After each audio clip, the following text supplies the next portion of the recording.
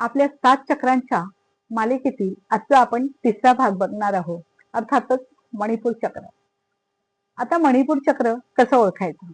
जर तुम्हाला तुमचा आत्मविश्वास कमी वाटत असेल आणि निर्णय घ्यायला तुम्हाला भीती वाटत असेल, काम सुरू करून पूर्ण होत नसेल आणि तुमच्या आयुष्यामधली तुमची प्रगती थांबली आहे असं तुम्हाला वाटत असेल, तर आजचा हा व्हिडिओ नक्की शेवटपर्यंत बघा. आता मणिपूर चक्र म्हणजे काय? मणी म्हणजे रत्न आणि पूर म्हणजे शहर. याचा अर्थ रत्नांचं शहर. आपल्या म्हणजे रत्नांचं शहर म्हणजे आपल्या आत असलेली आपली अमूल्य शक्ती.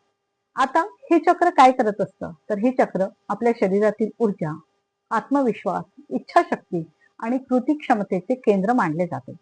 आता नेमकं मणिपूर चक्र कुठे असतं? हे चक्र आपल्या नाभीच्या थोडस वर आणि पोटाच्या मध्यभागी असते. याचा संबंध अग्नितत्वाशी जोडलेला आहे. जसं आपण अन्न खातो, पचवतो म्हणजे डायजेस्ट करतो, तसाच हा अंतर्गत अग्नी आपल्या ध्येयासाठी काम करण्याची आपल्याला प्रेरणा देत असतो. मणिपूर चक्राचा रंग आहे पिवळा. पिवळा रंग आपल्याला काय देतो? एनर्जी देतो, पॉझिटिव्हिटी देतो, टॅलेंट देतो आणि कॉन्फिडन्स देतो. ह्या तिन्ही गोष्टींचं प्रतीक म्हणजे पिवळा रंग.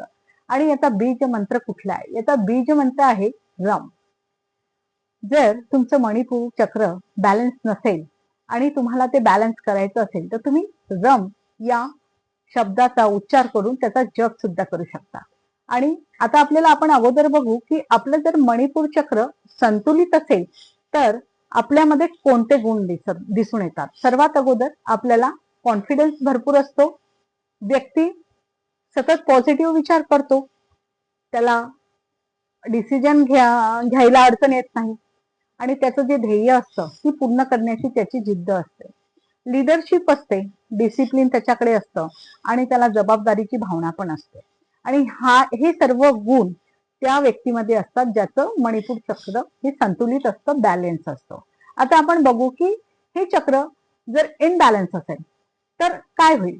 तर अशा लोकांना पुढील प्रकारचे अनुभव येऊ शकतात. सर्वात अगोदर कॉन्फिडन्स लो होईल, त्यांना सतत भीती वाटत असते, निर्णय घ्यायला अडचण येते आणि ते आजचं काम उद्या ढकलतात.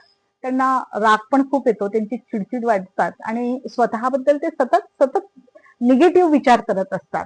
आणि काही लोकांमध्ये असं पण होऊ शकतं की त्यांना डायजेशन संबंधित काही त्रास असू शकतात.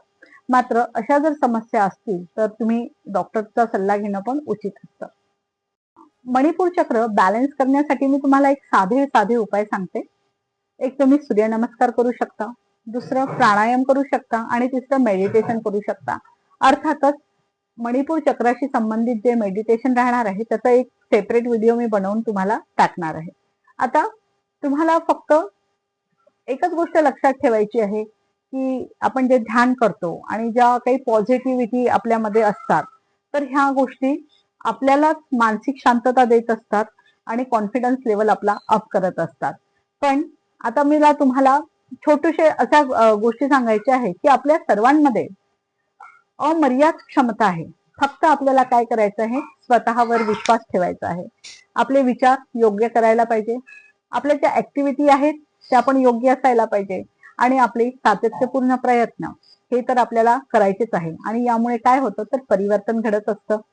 हा व्हिडिओ आपल्याला आवडला असेल तर लाईक करा, शेअर करा आणि आपल्या भाग्यश्री उमाचंद चॅनलला सबस्क्राईब करा. आणि आता आपण आपल्या पुढील भागामध्ये अनाहत चक्राबद्दल जाणून घेऊ. ठीक आहे, थँक्यू.